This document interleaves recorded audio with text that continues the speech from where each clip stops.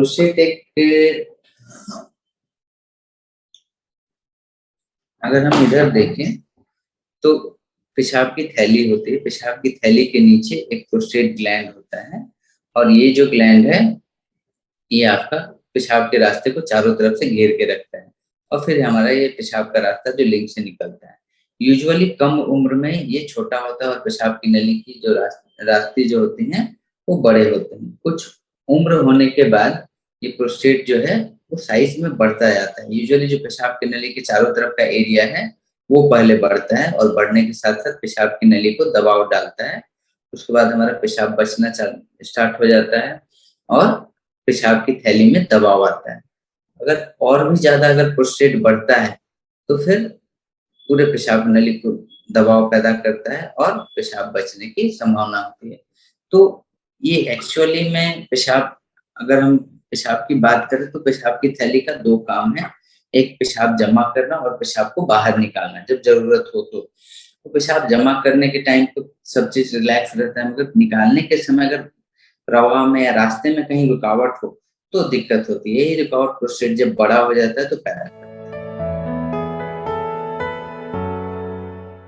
उम्र के साथ-साथ सारी चीज़ें धीरे-धीरे डिग्रेड करती जाती हैं। उसमें हमारा हार्मोनल प्रोफाइल भी होता है। जैसे अगर हम टेस्टोस्टेरोन की बात करें तो वो 2 फॉर्म में काम करता है, एक डाइहाइड्रोटेस्टोस्टेरोन और एक टेस्टोस्टेरोन। इसमें कुछ गड़बड़ी अगर होती है कन्वर्शन में या कुछ पार्ट हमारा एस्ट्रोजन में कन्वर्ट होने लगता है। बॉडी जब उम्र-दराज होती है तो एजिंग का एक फैक्टर है उसमें, जैसे ये कुछ स्ट्रोमा और ये सब चीज़ें जो सेलुलर एलिमेंट्स होते हैं उसमें कुछ-कुछ गड़बड़ी आती है। डायबिटीज़ के कारण भी इसमें एलिमेंट्स में गड़बड़ी आती है। अगर हम देखें प्रोस्टेट यूजुअली कुछ ग्लैंड से बना रहता है जिसमें सिक्रीशन आती है और कुछ स्ट्रोमा है जो ग्लैंड्स उनके बीच में रहता है। अगर आम भाषा में समझे तो समझिए कि ये एक स्पंज में ऊपर छोटे-छोटे बॉल्स डाल देते हैं। स्पंज हमारा स्ट्रोमा हो गया, छोटे-छोटे बॉल्स ग्लैंड्स हो गए। तो ये सब जब बड़े होने लगते हैं, ग्लैंड बड़े होने लगते हैं, ये सब बड़े होने लगते हैं तो फिर दिक्कत है। और बहुत सारे ऐसे फैक्टर्स हैं जो अभी भी रिसर्च चल रहा है, समझ में आना मुश्किल है। मगर अल्टीमेटली देखा गया है कि जिनके परिवार में प्रोस्टेट की शिकायत है, वो चलती रहती है। मतलब कुछ कारण हेरिडिटरी है, मोस्ट सबसे बड़ा फैक्टर एज है और हार्मोनल डिसबैलेंस है। वो उम्र के साथ होती हैं, उसको रोका नहीं जा सकता, बहुत परेशानी है। 2-3 प्रिवेंटेबल जो कॉज़ है वो है आपका डायबिटीज़ या और भी कोमॉर्बिडिटीज़ जैसे आपका मोटापा, खान-पान, योगा, एक्सरसाइज़ेज़ ये सब जो कर रहे हैं अच्छे से उनको बीमारी होने के चांसेस या होने की प्रवृत्ति थोड़ी कम रहती है। मगर ऐसा नहीं है कि वो ये सब चीज़ करके रोक सकते हैं। जिनको होना है उनको होता ही है, क्योंकि बहुत सारे फैक्टर्स हैं, मल्टीफैक्टोरियल है। किस फैक्टर का कितना वेट है अभी तक जान पाना मुश्किल है। सबसे पहले जो शुरुआती लक्षण मिलते हैं, पेशाब बार-बार होना या रात में ज़्यादा पेशाब होना। रात में लोग 1 से 2 बार उठना, 3 बार उठना चालू करते हैं, नींद टूटती है। ऐसे लोग जो हम लोग यंग हैं, सोते हैं तो सीधे सुबह में उठते हैं। मगर अगर रात में आपको 2 बार से ज़्यादा अगर उठना पड़ रहा है, पेशाब की धार में अगर आपकी रुकावट हो रही है, लग रहा है पहले से धार कमज़ोर हो गई है, अगर आपको पेशाब करने में जोर लगाने की ज़रूरत पड़ रही है, अगर आप दिन में भी बार-बार पेशाब जाते हैं या आप अगर पेशाब करने जाते हैं, पेशाब की धार स्टार्ट होने में थोड़ा देर लगता है, थोड़ी समय लगता है या पेशाब करके आने के बाद भी आपको अगर ऐसा महसूस होता है कि पेशाब कुछ बचा हुआ रह गया, आपने पूरी तरह पेशाब खाली नहीं कर पाए या पेशाब करते टाइम भी लगता है कि पेशाब की धार बढ़ी, फिर थोड़ी कम हो गई, धार बढ़ी, फिर थोड़ी कम हो गई, ये सब चीज़ें हैं। कभी-कभी इसके कारण पेशाब रोक पाना भी मुश्किल हो जाता है, पेशाब लगते के साथ आपको भागना पड़ता है, ये सब परेशानियाँ होती हैं। मगर अगर मोस्ट कॉमन चीज़ों की बात करें, तो सबसे पहले पेशाब बार-बार होना या रात में बार-बार पेशाब होना, ये होता है। और दूसरी चीज़ अगर आप गौर करते हैं, तो पेशाब की धार में भी कमी आती है। यूजुअली प्रोस्टेट बिनाइन बीपीएच जो बोलते हैं उसकी परेशानी नहीं होती। कम उम्र में प्रोस्टेट की और 2-3 बीमारियां हो सकती हैं, जैसे प्रोस्टेट में इन्फेक्शन होना, उसको एक्यूट प्रोस्टेटाइटिस बोलते हैं, या क्रोनिक प्रोस्टेटाइटिस, लगातार इन्फेक्शन होना, हमेशा कुछ न कुछ परेशानी रहेगी, उसके कारण दर्द और कुछ-कुछ वेग सिम्पटम्स रहते हैं, कुछ-कुछ परेशानियां रहती हैं।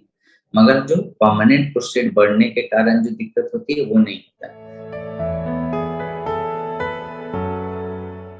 अगर प्रोस्टेट साइज में बढ़ता है तो पेशाब के धार प्रवाह में अवरोध पैदा करता है, उसमें रुकावट करता है। उसके कारण पेशाब पूरी तरह से खाली होने में परेशानी होती है। अगर पेशाब खाली नहीं हो पाती है तो फिर प्रेशर पेशाब की थैली में बढ़ता है। पेशाब की थैली और जोर लगाने की कोशिश करती है और वो ताकतवर मोटी होती जाती है। अगर वो मोटी होती है तो इरिटेबल होती है, इससे एक और परेशानी या बीमारी का सृजन होता है, उसको ओवर एक्टिव ब्लैडर बोलते हैं। मतलब कि पेशाब की थैली बहुत एक्टिव हो गई है, हल्का भी पेशाब लगने के कारण है, हल्का भी इरिटेशन के कारण काफी जोर से दबेगी और दबने के बाद वो पेशाब कुछ न कुछ निकल जाएगा, पेशाब जाने की बहुत तेज तड़प महसूस होगी। तो ये एक परेशानी प्रोस्टेट बढ़ने के कारण होता है पुरुषों में, ओवर एक्टिव ब्लैडर। दूसरी जो परेशानी है पेशाब के रास्ते में रुकावट, अगर पूरी तरह पेशाब खाली नहीं हो पाए तो बैक प्रेशर किडनियों में जाता है और किडनी में सूजन आने और किडनी खराब होने की भी परेशानी हो सकती है।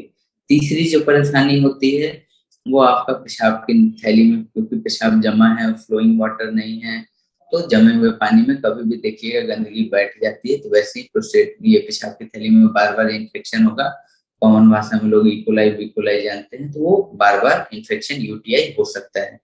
बहुत परेशानी रहने पे पेशाब की थैली में वो गंदगी जमा होकर पत्थर भी बन सकता है, या पेशाब की थैली में 2-3 इधर-उधर ये आउट पोचिंग्स निकल सकते हैं, जिसको डाइवर्टिकुलम बोलते हैं। तो ये सब परेशानियां प्रोस्टेट के बढ़ने के कारण हो सकती हैं।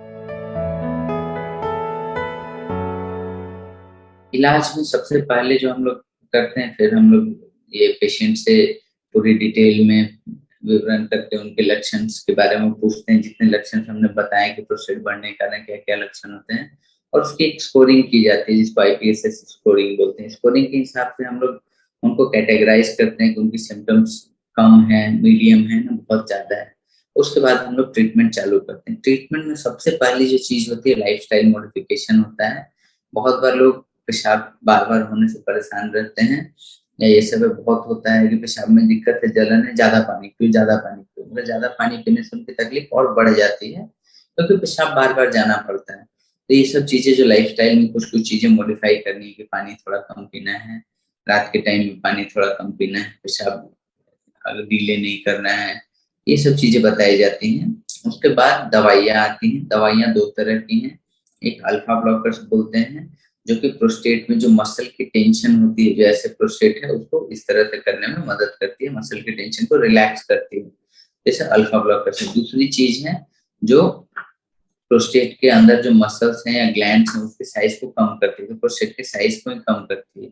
इसको ये 5 अल्फा रिडक्टेज इन्हिबिटर्स बोलते हैं। यूजुअली कॉम्बिनेशन में दवाइयाँ होती हैं, अगर बड़ा प्रोस्टेट है तो दोनों दवाई साथ में चलेगी, छोटा प्रोस्टेट है तो एक ही दवाई चलती है। तो दवाइयों से हम लोग काम करते हैं, दवाइयों से फिर देखते हैं हम रिस्पॉन्स कि उनके आईपीएसएस स्कोरिंग या जो उनके लक्षण हैं वो इम्प्रूव हो रहे हैं कि नहीं हो रहे हैं। अगर इम्प्रूवमेंट होती है तो हम उनको दवाइयों पे ही रखते हैं। अगर इम्प्रूवमेंट नहीं होती है तो अगला जो स्टेप है सर्जरी का, हम लोग उस पे जाते हैं। सर्जरी भी आजकल बहुत तरह की सर्जरी, अगर हम बात करें तो कम से कम 25-30 तरह की सर्जरी प्रोस्टेट की है।